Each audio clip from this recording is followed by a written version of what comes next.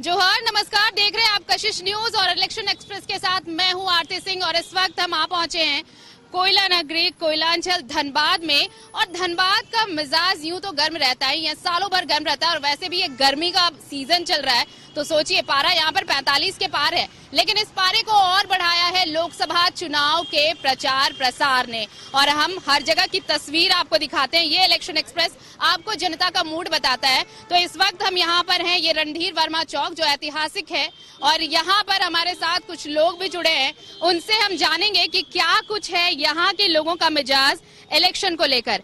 Election के लिए campaigning जोर शोर से हो रही है सर। बड़ी बड़ी पार्टियां अपना अपना दांव आजमा रही हैं, अपना दमखम लगा रही हैं। क्या लगता है इस बार कौन बाजी मारने वाला है? इस बार जनता का रुख कांग्रेस के पक्ष में है और कांग्रेस की प्रत्याशी अनुपमा सिंह जी भारी मतों से विजयी होंगी धनबाद सीट से। लेकिन अभी बता दें, अभी तुरंत यहीं पर विरोध हुआ है उनका और ये विरोध तब से होता है जब से उन्हें नॉमिनेट किया गया, जब से उन्हें प्रत्याशी घोषित किया गया है। देखिए, राजनीति में समर्थन और विरोध चलता रहता है। बहुत लोगों की महत्वाकांक्षा होता है कि मैं भी विधायक बनूं, मैं भी सांसद बनूं या हमारे लोग जो है उम्मीदवार घोषित हों। सबकी मनोकामना पूरी नहीं हो सकती है, किसी भी पार्टी के द्वारा यह संभव नहीं है कि सारे लोगों को माने उम्मीदवार बनाया जाए। उम्मीदवार वही लोग होते हैं जिनके ऊपर आला कमान का विश्वास होता है कि ये सीट निकाल सकते हैं। सिर्फ आला कमान का विश्वास जिताएगा क्या कैंडिडेट को? फटाफट बताइए। नहीं, आला कमान के विश्वास के साथ साथ जनता और कार्यकर्ताओं का जो समर्थन है पूरी तरह से हमारे उम्मीदवार के साथ है और ये जोश कार्यकर्ताओं का साबित करता है। धनबाद की जो बरसों से उपेक्षा की गई है यह साबित करता है कि तमाम आम जनता हमारे कांग्रेस प्रत्याशी के पक्ष में है और जीत निश्चित है। यानी अनुपमा सिंह जीतेंगे। अनुपमा सिंह के लिए बड़ा जोर शोर से पूरा बैकग्राउंड तैयार किया गया, लेकिन विरोध अब तक हो रहा है। नहीं, देखिए ये पारिवारिक लड़ाई है और परिवार में चलता ही रहता है। सबको अपनी अपनी महत्वाकांक्षा है सबको। लेकिन ढुल्लू महतो बड़े मजबूत कैंडिडेट हैं। ढुल्लू महतो कोई मजबूत कैंडिडेट नहीं है और मैं आपको बता देना चाहता हूं कि मैं धनबाद को जंगल राज नहीं बनाना चाहते हैं। ढुल्लू महतो जंगल राज बना रहे हैं। धनबाद में जंगल रहेगा तब टाइगर आएगा, लेकिन धनबाद शुरू से साफ स्वच्छ धनबाद रहा है और यहाँ धनबाद में टाइगर और बाघ का कोई काम नहीं है। टाइगर सिर्फ सर्कस में सुरक्षित है। अरे भैया, तो अनुपमा भाभी के लिए तो झगड़ा भी हो रहा है घर में। नहीं, कोई झगड़ा नहीं है, कोई झगड़ा नहीं है। नहीं क्या भाभी मैडम? हाँ और ढुल्लू भैया की मैडम, मैं आपको ये बता दूं कि अनुपमा मैडम को विरासत में ये सीट नहीं मिली है। उनके ससुर स्वर्गीय राजेंद्र बाबू, शायद आपको जानकारी नहीं होगी,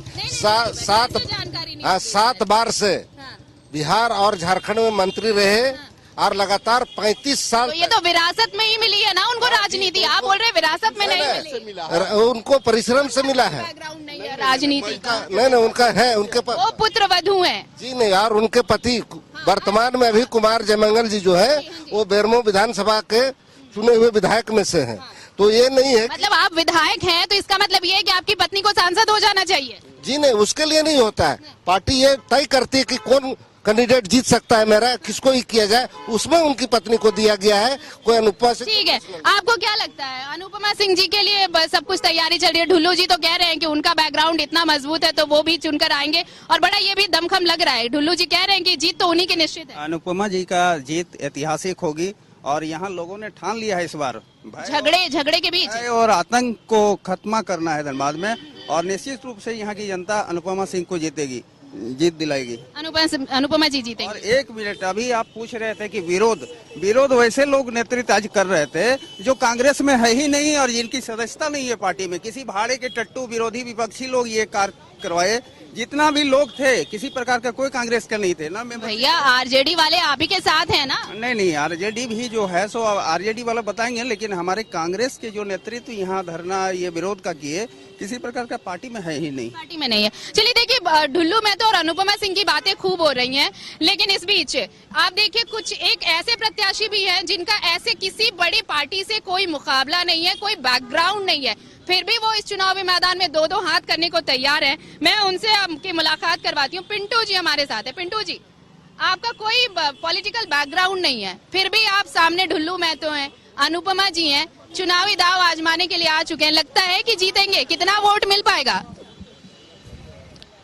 जोहार साथियों, जैसा कि धनबाद लोकसभा की चुनाव की सरगर्मी अभी जो चल रही है साथियों, मेरा मानना यह है कि धनबाद लोकसभा के दोनों ही प्रत्याशी जो राष्ट्रीय दल से जो चुने गए हुए हैं साथियों, वे लगभग दोनों प्रत्याशी बाहर के ही हैं। लगभग धनबाद के कार्यकर्ता से उतना वंचित नहीं है, धनबाद के विद्यार्थियों से उतना वंचित नहीं है। खास करके ये धनबाद विद्यार्थियों का शहर माना जाता है। आज एशिया से लोग पढ़ने यहाँ धनबाद आते हैं। विद्यार्थियों का ये शहर है ये धनबाद। और मैं मानना चाहूंगा कि ये धनबाद लोकसभा, ये जो धनबाद लोकसभा की जो सीट है, माननीय शहीद रणधीर वर्मा जी ये सब छोड़िए, आप बताइए आपको कितना वोट मिल पाएगा? ये कुछ पता है आपको कि इतने बड़े बड़े नेता, दोनों धुरंधर हैं सामने में, एक तो धुरंधर नेता है, एक का बैकग्राउंड धुरंधर रहा है, तो लगता है आपको वोट मिल पाएगा अच्छा खासा? देखिए, जनता पर विश्वास करके मैंने गत 19 में बागमारा विधानसभा से निर्दलीय चुनाव लड़ा था। श्रेय छाप पिंटू कुमार गुप्ता, मैं वही पिंटू कुमार गुप्ता हूं जो अपने प्रचार प्रसार के माध्यम से अब वोट को खड़ा करता हूं, जनसंपर्क के माध्यम से डायरेक्ट जनता के बीच में मैं उतरने का। चलिए तो देखना होगा कि पिंटू जी को इस बार कितना वोट मिलता आता है। आप महिला प्रतिनिधि तो कांग्रेस के तरफ से है, लेकिन कुछ नारे भी लग रहे हैं। मैं उनसे भी बात करवाऊंगी और उनका भी बताऊंगी क्या सिर्फ नारे लगाने से वो नारा वोट में तब्दील हो पाएगा। मैडम, चुनाव बड़ा दिलचस्प है, एक तरफ ढुल्लू महतो हैं, दूसरी तरफ अनुपमा मैडम है, क्या लगता है? लगना क्या है इसमें? कमल फूल है। कमल फूल है, क्या वजह? ढुल्लू महतो के लिए भी तो विरोध हुआ ना। खिलेगा कमल फूल, और भी कोयलांचल के धरती में हमेशा खिलते आया है, रिकॉर्ड मत से खिलते आया है और अबर भी खिलेगा। पीएन सिंह जी आशीर्वाद तो मैडम को दे रहे हैं। पीएन सिंह जी वो तो जनप्रतिनिधि है, उनके पास जो भी जाएगा वो हम सबका गार्जियन है, अभिभावक है, जो भी जाएंगे उनको आशीर्वाद देंगे। सरयू बाबा का भी कभी आशीर्वाद देते कहा क्या कि मतलब अनुपमा सिंह ही जीतेंगी? ऐसा कभी आशीर्वाद में कहा है क्या उन्होंने? उनके नहीं, बिल्कुल नहीं कहा है। उनके पास जो भी उनके कहने से तो नतीजे वैसे भी नहीं बदलेंगे, पर हाँ आना जाना जो है लगा हुआ उस पे क्या? ये सब कोई माने नहीं रखता है। अनुपमा सिंह है कौन? वो कहाँ से आई हैं? आज तक किसी ने, धनबाद का जनता ने उनको कभी देखा है? हम लोग तो महिला होकर के भी कभी नहीं देखे हैं। वो बोलते हैं कि महिलाओं का सम्मान करने के लिए हमें पार्टी भेजा है, महिलाओं का मतलब बचाव करने के लिए पार्टी भेजी है हमें। तो महिला का सम्मान कहाँ हो रहा है? गोड्डा में टिकट लेकर के भी काट दिया गया महिला का। वो अपने पार्टी का महिला को तो सम्मान ही नहीं दे पा रहे हैं, अपने पार्टी का महिला को तो बचा नहीं पा रहे हैं। टिकट कटने का तो बीजेपी में भी है ना मैडम, दुमका में टिकट कटा ना, महिला छोड़ दीजिए, नहीं महिला पुरुष का छोड़िए, मैं टिकट कटने की बात कर रही हूँ। मेरा बात है कि जब उन्होंने धनबाद की धरती में जो फर्स्ट दिन कदम रखा अनुपमा सिंह, तो आप लोगों को मीडिया के माध्यम से उन्होंने खबर कहा कि हमें पार्टी भेजी है महिलाओं का बचाव करने के लिए, महिलाओं पर शोषण हो रहा है, महिलाओं का सम्मान बचाने के लिए। तो वो सोच लीजिए कि जब वो पहुंची हैं उस दिन बोली, तो वो अपने पार्टी से एक बार पूछना चाहिए उनको कि गोड्डा की विधायक, जो गोड्डा की महिला को जो टिकट मिला था उनके पार्टी से, उनको क्यों नहीं बचा पाए।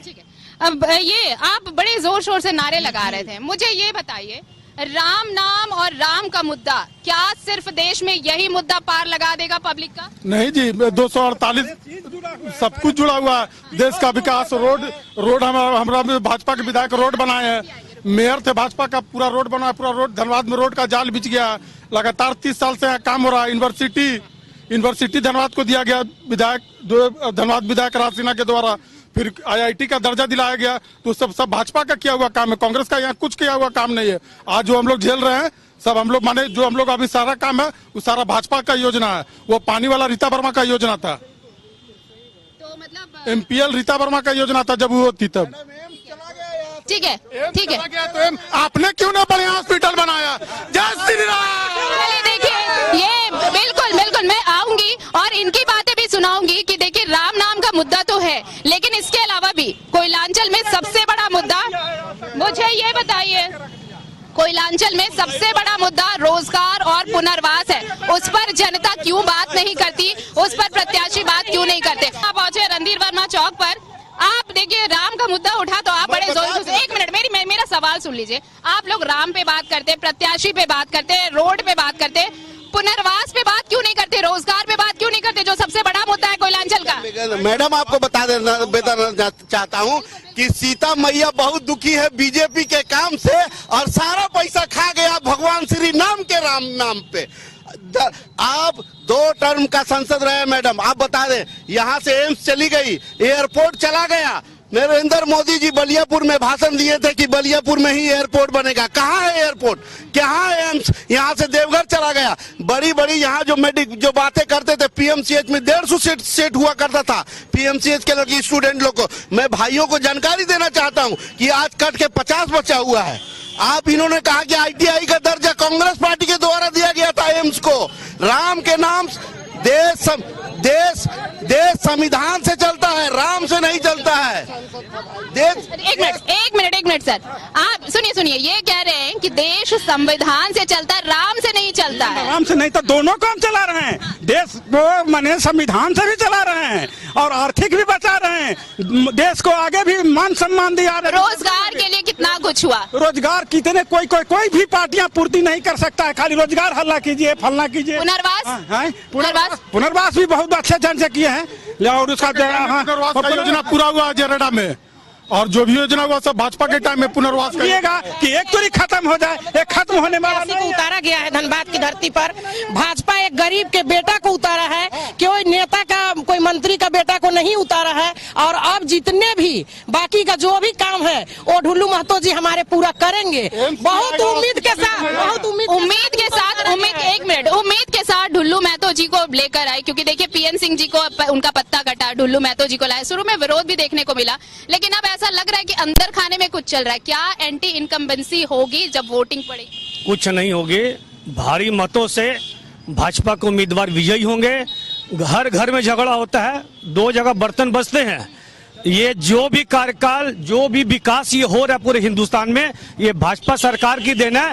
एक हमारे भाई साहब ने कहा कि एम्स चला गया, अरे ये झारखंड सरकार निकम्मी है। सुपर स्पेशलिस्ट हॉस्पिटल दिया गया, वहाँ की मशीनें ट्रांसफर की जा रही हैं। सरकार सोई हुई है, झारखंड सरकार सोई हुई है, केवल कोयले के पैसे को अपने पॉकेट में डालने में लगी हुई है। झारखंड सर, ये सेंटर गवर्नमेंट ने सुपर स्पेशलिस्ट हॉस्पिटल दिया, ये पीएन सिंह की देन है, विधायक राज सिन्हा की देन है। पर यहाँ की सरकार को बार बार कहा जा रहा है वहाँ पे डॉक्टर की बहाली की जाए। सरकार कान में तेल डाल के सोई हुई है, डॉक्टर की बहाली नहीं कर रही है। और भारी मतों से ढुल्लू महतो विजयी होंगे। ढुल्लू महतो को हमको देना है, अब मोदी जी को हमको प्रधानमंत्री बनाना है। उसके बाद इतना तो हम लोग का मोदी में हम लोग सुख में हैं, सरकार में सब कुछ सुख में है, चैन से है, नींद से है, राशन मिल रहा है भरपेट। अपने विरोधियों को बताइए, लोग कह रहे हैं नहीं राशन मिल रहा है, टाइम से हर चीज व्यवस्था हम लोग को मिल रहा है। कहाँ कहीं दिक्कत है बोलिए? एम्स से आवश्यक नहीं होता है, अब कहाँ नहीं सुविधा है? आज बीजेपी सरकार में सब कुछ हमको सुख मिला, लाइन बत्ती बिजली सब मिला है। आप जो ये काम गिनवा रहे हैं, पिछले 10 सालों से तो भाजपा के सांसद है ना इधर, इसलिए तो कह रही कुछ नहीं हुआ 10 साल। नहीं मैं यही आपको बताऊं, आप मेरा सवाल पूरा होने लेने दीजिए, मेरा सवाल पूरा होने दीजिए। आप 10 सालों में क्या जनता को याद नहीं आया कि आपने 10 साल पहले क्या किया था?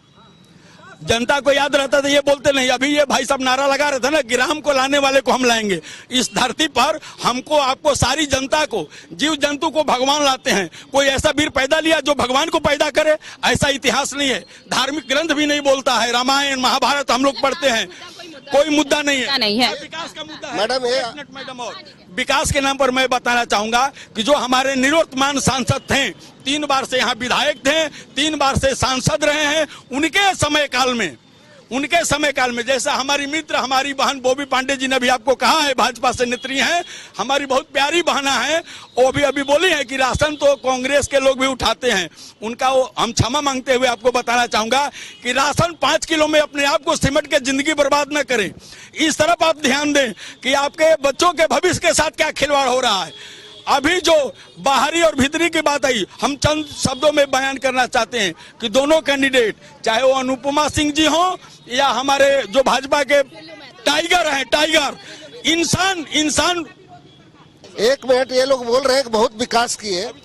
जब इंदिरा गांधी राष्ट्रीयकरण की थी तो ये कोयला नगर है, कोयला जगत के लोग रहते हैं। 932 केसेस जो बाप के डेथ के बाद उसके आश्रित को मिलता था, 10 साल से किसी की नौकरी नहीं हो रही है, ये सिर्फ और सिर्फ भाजपा की सरकार में हो रही है। और ये कहते हैं कि हम बहुत विकास, यानी देखिए रोजगार भी एक मुद्दा है, ये बड़ा मुद्दा है, कोई छोटा मुद्दा नहीं है। यहाँ के लोग, यहाँ के मजदूर बाहर क्यों जाए, पलायन क्यों होता है यहाँ से, जब यहाँ से सबसे ज्यादा राजस्व हम केंद्र को भेजते हैं, फिर भी यहाँ पर विकास क्यों नहीं? इन सारे सवालों का जवाब हम ढूंढने निकले हैं और इस वक्त हैं हम धनबाद के रणधीर वर्मा चौक पर और लोग अपनी अपनी बातें कह रहे हैं। वोट किसे जाएगा ये तो 4 जून को पता चलेगा, लेकिन मुद्दे क्या है ये आप तक हम पहुंचाने की कोशिश कर रहे हैं। आप बहुत देर से कुछ कहना चाह रहे थे, क्या है आपके पास, क्या मुद्दा है, आप किन मुद्दों को लेकर वोट करने जाएंगे, ईवीएम का बटन दबाएंगे? नॉर्मल वोटर होते के नाते मैं सब लोगों की सुन रहा था, कांग्रेस प्रतिनिधित्व की भी बातें सुन रहा था, भारतीय जनता पार्टी की जो प्रतिनिधि है उनकी भी बातें सुन रहा था। उन्होंने मुद्दा उठाया कि अनुपमा सिंह को कौन जानता है, कौन नहीं जानता है, वो बाहरी हैं। तो मैं कुछ बिंदुओं पे अगर इजाजत हो तो मैं कुछ पूछना चाहूंगा बीजेपी प्रतिनिधित्व से। जी जरूर। आपने पहला बिंदु बताया था कि अनुपमा सिंह बाहर से हैं, ढुल्लू महतो को कौन जानता वगैरह। तो अगर मेरी जानकारी गलत नहीं है, नहीं मैं बता रहा हूँ जी, मैं भी जानता हूँ। मेरा पॉइंट ये था कि अगर अनुपमा सिंह हमारी बाहर से हैं, बोला गया था कांग्रेस प्रत्याशी, तो अगर नहीं बात सही है, अगर आप घुमाना चाहें तो ढुल्लू महतो भी बागबारा विधानसभा के विधायक हैं, जो कि धनबाद लोकसभा क्षेत्र से बाहर की चीजें हैं, तो वो भी बराबर की चीजें हैं। दूसरी बात बॉबी दी ने उठाया कि महिला अत्याचार पे क्या है, तो महिला अत्याचार पे अगर बॉबी दी भूल गई है तो मैं पूछना चाहूंगा कुलदीप सेंगर का क्या था, ब्रिजभूषण सिंह का क्या था। जब हमारी एथलीट विनर गोल्ड मेडलर हमारी रेसलर को जब पटक के मारा गया, उनको लातों से मारा गया, तब महिला सशक्तिकरण कहा था। और जिस बिल को स्पेशल सेशन लाके हमारे प्रधानमंत्री नरेंद्र मोदी ने बिल पास किया, महिला सशक्तिकरण बिल, अगर बॉबी दीदी उस पे अपना ध्यान आकर्षित करें कि जो हमारे 2000 आज से 20 साल बाद लागू होने वाला है, उसको अभी लागू करने की क्या जरूरत थी। तीसरी बात, मैं विद्यार्थी रहा हूं और अभी मैं दूसरी जगह पलायन करके अपनी जीविका जी रहा हूं, तो मैं बॉबी दी से डायरेक्ट क्वेश्चन पूछता हूं कि इनके भावी प्रत्याशी, लोकसभा प्रत्याशी जो है ढुल्लू महतो, वो हमारे लिए ऐसा क्या करना पसंद करेंगे, ऐसी क्या गारंटी देंगे कि हम लोग अपने राज्य को छोड़ के पलायन करके अपनी जीविका कमा रहे हैं। सर इधर आइए, आप इधर आइए। सब जेल के अंदर हैं, जितने कांग्रेस समर्थित मुख्यमंत्री हैं सब जेल के अंदर हैं। लोग बोल रहे हैं हमारे ढुल्लू बाबू के ऊपर उनके नाम से एक भी केस नहीं है, और ढुल्लू महतो ने जो सेवा किया बाघमारा का, वैसा सेवा शायद कोई विधायक इस एरिया का किए होंगे। 50 केसेस ढुल्लू महतो पे RTI डाल के देखा जाए। ठीक है, क्या कुछ कहना चाहती है मैडम, आप कुछ कहना चाहती हैं? अनुपमा सिंह जीतेंगी? क्यों जीतेंगी? उनमें बहुत सारे ऐसे टैलेंट है, कांग्रेस ऐसा विचारधारा में जो कांग्रेस पार्टी ने उनको सुनिए, ये इनका बहुत सारा सवाल था। ढुल्लू महतो ऐसा क्या करेंगे कि लोग उन्हीं को वोट? ढुल्लू महतो जी 3 बार का विधायक रह चुके हैं और अभी भी विधायक का पोस्ट में है, और उन्होंने जो जनता के लिए किया है वो कोई जनप्रतिनिधि अभी नहीं कर सकता है, क्योंकि उनके ऊपर जितना भी इल्जाम लगाया जा रहा है वो बिल्कुल बेबुनियाद है, क्योंकि उनके ऊपर अपनी व्यक्तिगत केस एक भी नहीं है ढुल्लू महतो जी पर। और आज का डेट में कौन ऐसा विधायक है कांग्रेस में जिनके ऊपर अपराधी का लेबल नहीं लगा हुआ है? लेकिन मैडम मेरी बात सुन लीजिए, ये सर अपराधी नहीं है, वो जनता का सेवक है। आप मेरी बात सुनेंगे, आप मेरी बात सुनेंगी, सुनिए। मेरा सवाल ये है कि बीजेपी पर ये भी तो आरोप लग रहा है कि जो बीजेपी के खेमे में नहीं जा रहे उन्हें या तो जेल में डाल दिया जा रहा है, और जो बीजेपी में शामिल हो जा रहे हैं उन्हें साफ किया जा रहा है। गलत बात है, बीजेपी नहीं डाल रहा है। बीजेपी का एक भी मुख्यमंत्री का आरोप सिद्ध कराएंगे, किसी का आरोप सिद्ध नहीं है। केजरीवाल शराब घोटाला करते हैं, हमारे मुख्यमंत्री जमीन घोटाला करते हैं, शराब घोटाला क्या नहीं कर रहे हैं। ढुल्लू महतो कांग्रेस के शासन में किसी भी के यहाँ कोई एक्सीडेंटल होता था, अच्छा, मेरा एक 10,000 मुआवजा मिलता था। ढुल्लू के शासन में ढुल्लू विधायक आया एक एक एक्सीडेंटों को 4-4 लाख रुपए मुआवजा मिल रहा है। सरकार का पैसा जनता को मुहैया कराया जा रहा है। सुनिए, जिसकी मेरे कहने का मतलब है जिसकी एक मिनट शांति, जिसकी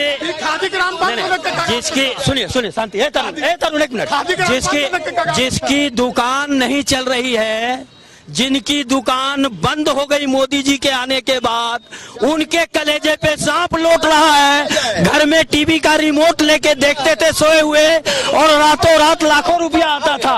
उनकी दुकान बंद हो गई, वो रोएंगे। और तो आशीर्वाद लगा दिया गया दुकान के सामने। ढोलू महतो की अपनी गोदी, अपनी पटीदार औरत लोग डिलीवरी वाली 1.5 महीने से धरना पर थी। कहाँ गए बीजेपी के लोगों को? था जवाब, जमीन कब्जा कर लिया गया, दुकान कब्जा कर लिया गया। एक मिनट आप लोग शांति से सुन लीजिए। अभी 4 दिन में आपको पारदर्शित हो जाएगा। मुख्य निर्वाचन आयोग हमारे डीसी महोदया ने कहा है कि जिन प्रत्याशी पर मुकदमा दर्ज है वो इश्तिहार दे पेपर में।